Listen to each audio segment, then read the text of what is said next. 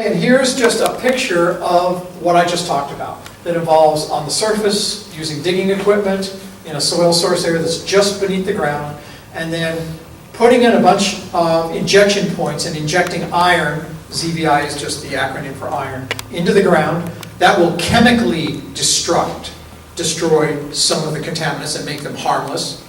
And then also feeding nutrients to the bacteria in the ground that exist subsurface that will break down further contaminants in a very speedy way relative to the way nature would have done it. And then we're going to put in probes to monitor. And this is something a lot of people like to see, particularly if you talk to the regulators. They like to see the Navy having a part of their proposal that involves monitoring for soil gas and groundwater in this case, to make sure that what we've done stays protected. Next. Okay, so what's next? The public comments on this document, the proposed plan, and a draft RAP, that we call Remedial Action Plan, are due March 24th.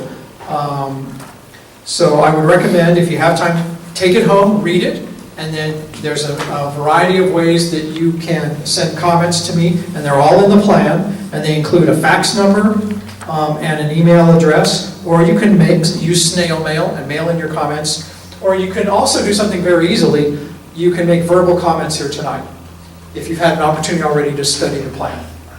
Okay, and here again, you'll see this is the proposed plan. We just copied this again. Remedios Simga, Mehdi, she represents the state, I represent the Navy, and there's all these ways to get to us. And we request that you do that by March 24th. That way, we can ensure that those comments get into the record of decision so that when a final decision is made, forevermore you can go to that decision and see that you made this comment and this is the Navy's response to that comment. Okay? So that's part of the process. And next slide. We are ready to rock and roll for the next two portions of the meeting. So here's what we do.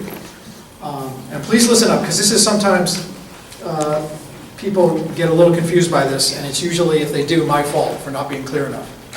So the first portion of this, we set aside a few minutes if there's any clarifying questions, such as, what does this mean on this slide? What do you mean by that?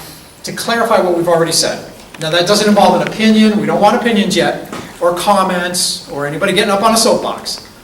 You have a chance to do that a little later. After that, we will go, if you can go back to the agenda, slide 2. Margaret, if you don't want to, just say no. What? Put the camera. There we go. After we do the clarifying questions, right, then comes the formal public comments. Now your formal public comments can also be in the form of some questions, if you wish. But then you need to go to the podium, and we need to make sure Christine gets them down, and then we need to put them down in writing. Okay, so those are the two differences, right? Now, if you ask something that you think is a clarifying question, but I don't think it is, I'm going to ask you to please state that in the second part of the meeting, Okay. so that she can take it down in the right way. Does everybody follow that? Yep. Oh, nice. Yes. Outstanding. Clear. All right. So I'm going to quickly ask for clarifying questions. Okay, now remember, again, we don't need your name for a clarifying question because it's just a Okay. clarifying question. Do you have a clarifying question? Yes. Hold on for a second. Do you need a microphone? No, I don't. Go ahead. I just wanted to clarify what you were saying about the contaminated water in that area, because my brother fishes and he's caught fish, and I've ate fish from there. And clarify, is that contaminated fish? Is that gonna make me? That's a really good question. I mean, that's exactly what the water board is interested in. You know, I mean, if you have a contaminated and it gets into the fish and then you would eat it, for example. I did eat it. Yeah, well, and that's fine. I mean, because that's what we, that's fine. I mean, you should. In fact, fish is good for you, but that's not the point. Not toxic What fish. we looked at is specifically that those contaminants, which are, some of them still are in the groundwater, they're actually currently not discharging into the bay. So the fish that you're eating did not get to eat any TCE or PCE. From there. Yeah, I mean, I don't know what else they eat, but Right. Andrew is From right. I the mean, you know, fish in the bay is contaminated, it has various levels or various things. But when you're talking about this specific site, When we want to okay the site or not okay the site, okay the remedy, not okay the remedy, we're looking at what is in the groundwater, in the site, and what got into the fish, for example, but other stuff too. And so in this particular case, like Andrea said, it might have some other stuff, but it does not have stuff from this site. And we're required to focus on this site tonight. Well, It's site 24. that is the point. I mean, we're Got it. focusing on Okay. the Okay, site so I tonight. just wanted to clarify that because Okay. she was talking about the contamination in the water, and I've eaten fish that was caught Okay. by that site, so. Understand, well, but contamination is So in that's the my groundwater on clarifying the question. site, it has not reached the bay, correct? Yes.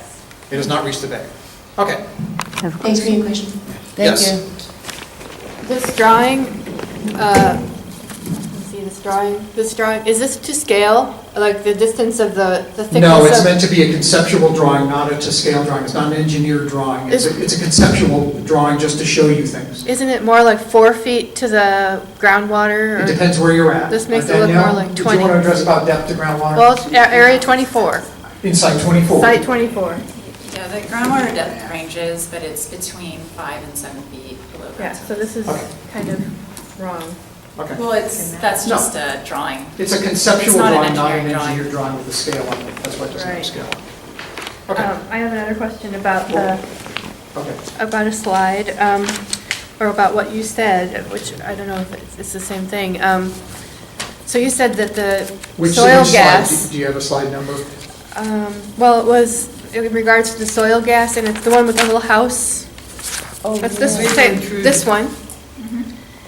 You said that the soil gas only contaminates indoors, inside of structures. That's where you're doing the measuring, not outside. Well, Can you hold that up and, inside is... It's right there, it's that one. okay. It's not that contaminants cannot migrate to outdoors, but we're mostly concerned about indoor, because once it's out in the outdoor air, you have the wind, it takes it away. So the reason why we're concerned about buildings is because if contamination seeps into the building and the contamination isn't leaving the building, then it can accumulate, and that's when you have this vapor intrusion issue. So could a dog smell that? You know how sensitive dogs' noses are? Yeah. Because we're not allowed in those buildings. We're outside the buildings. We live here. And we walk So our pets I here and can't our speak to children. what dogs can or Yeah. cannot say I'm or just wondering, smell, but is it detectable? what I can tell you is that, what we're talking about is dry cleaning solvents. Mhm.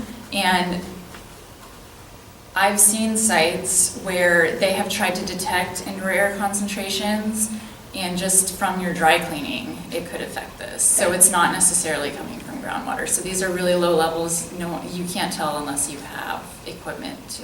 So it wouldn't make your pet sick or your child in an outdoor setting? Not in an outdoor setting, no. Okay. Okay.